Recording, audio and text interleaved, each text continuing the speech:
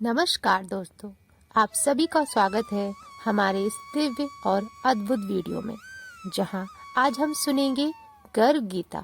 वो गीता जो किसी युद्ध भूमि में नहीं, बल्कि एक माँ के गर्भ में आत्मा और परमात्मा के बीच बोली गई थी।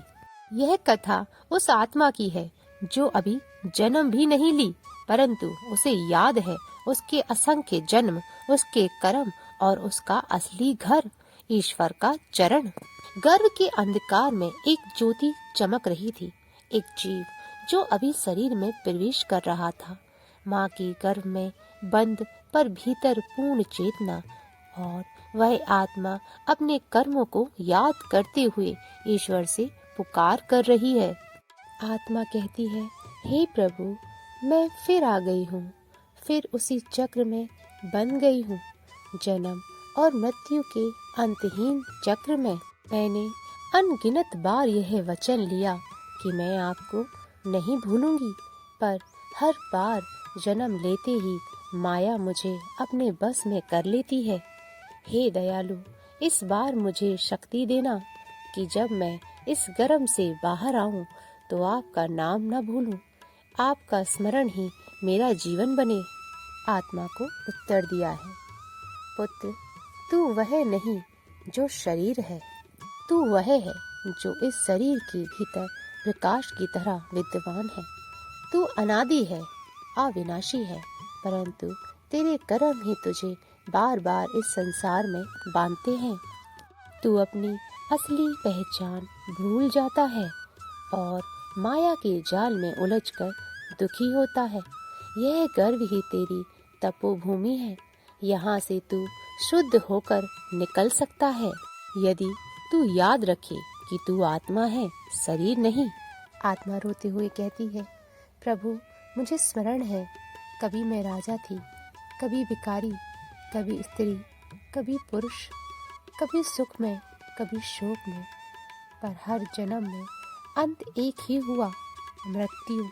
और हर बार मैंने कहा अब मैं सुधर जाऊंगी, लेकिन जैसे ही शरीर मिला मुझे मोह ने बांध लिया। मैं आपके चरणों तक आई थी, पर मैंने संसार के द्वार पर सिर झुका लिया। हे प्रभु, इस बार मुझे भूलने मत देना। ईश्वर कहते हैं, पुत्र, तेरा हृदय अब शुद्ध हो रहा है, लेकिन जान ले, यह संसार एक विद्यालय है। हर आत्मा यहाँ सीखने आती है, अपने कर्मों का फल भोगने आती है। जो सुख देता है वह परीक्षा है, जो दुख देता है वह भी परीक्षा है, पर जो मुझे स्मरण करता है वही उत्तीर्ण होता है। जब तू जन्म लेगा तेरे चारों ओर माया का जाल होगा, माता पिता का स्नेह, धन की चाह, समाज की प्रतिस्पर्धा, सब तुझे खींचेंगे। पर यदि तू भीतर मेरी आवाज सुन सके तो जान ले, तू मुक्त हो जाएगा। आत्मा कहती है, हे प्रभु, मैं वचन देती हूँ, मैं जन्म लेकर आपका नाम लूंगी, आपका स्मरण करूंगी, भक्ति और प्रेम से आपका जीवन जीऊंगी। भले संसार मुझसे कुछ भी करवाए, पर मैं हर सांस में ओम का स्मरण रखूंगी। ईश्वर कहते हैं, वचन सुंदर है पुत्र, पर उसे निभाना कठिन, क्योंकि जब तू संसार में जाएगा तेरे चारों ओर भ्रम की दीवारें होंगी। याद रख, जो भीतर के प्रकाश को देखता है वही सच्चा ज्ञानी है। समय बीतने लगा, आत्मा अब शांत थी, ध्यान में थी। वह महसूस कर रही थी हर सांस में ईश्वर का स्पर्श। गर्भ का अंधकार भी अब उसे भक्ति का मंदिर लगने लगा। उसे समझ आया, ईश्वर कहीं बाहर नहीं बल्कि भीतर है, उसके हृदय में है। उसने मन ही मन कहा, प्रभु, मुझे माया से बचाइए, मुझे सदा आपकी याद में रखिए। 9 महीने बीत चुके थे। अब वह आत्मा जो ईश्वर से संवाद कर रही थी, जन्म लेने वाली थी।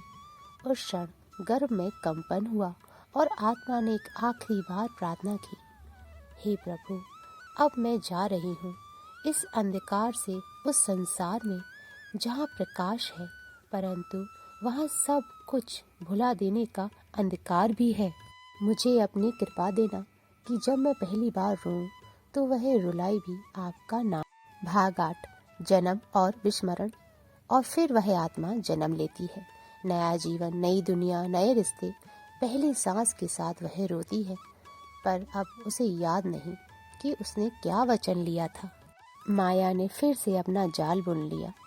वह बच्चा अब संसार में है, जहाँ नाम, रूप, धन, लोभ, मोह सब है, पर स्वयं का स्मरण नहीं। ईश्वर कहते हैं, यही है संसार का रहस्य पुत्र।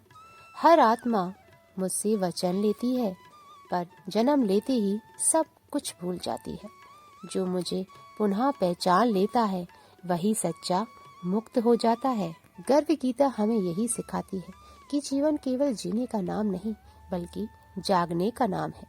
हम सब में भी किसी समय ईश्वर से वचन लिया था कि हम भक्ति करेंगे, प्रेम करेंगे और अपने कर्मों से संसार को सुंदर बनाएंगे, पर हम भूल। अब समय है उस वचन को याद करने का, अपनी आत्मा की पुकार को सुनने का। पर गर्व गीता केवल एक कथा नहीं, बल्कि आत्मा का आईना है। हर माँ के गर्भ में एक आत्मा होती है जो भगवान से संवाद कर रही होती है। वह कहती है, मुझे सही मार्ग देना, मुझे सही जीवन देना। हम सबको चाहिए कि हम अपने जीवन को उस वचन के अनुरूप बनाएं, जहाँ भक्ति, दया और सत्य ही हमारे पथ हों। दोस्तों, अगर आपको हमारा ये वीडियो अच्छा लगा हो तो इसे लाइक ज़रूर करें। राधे राधे।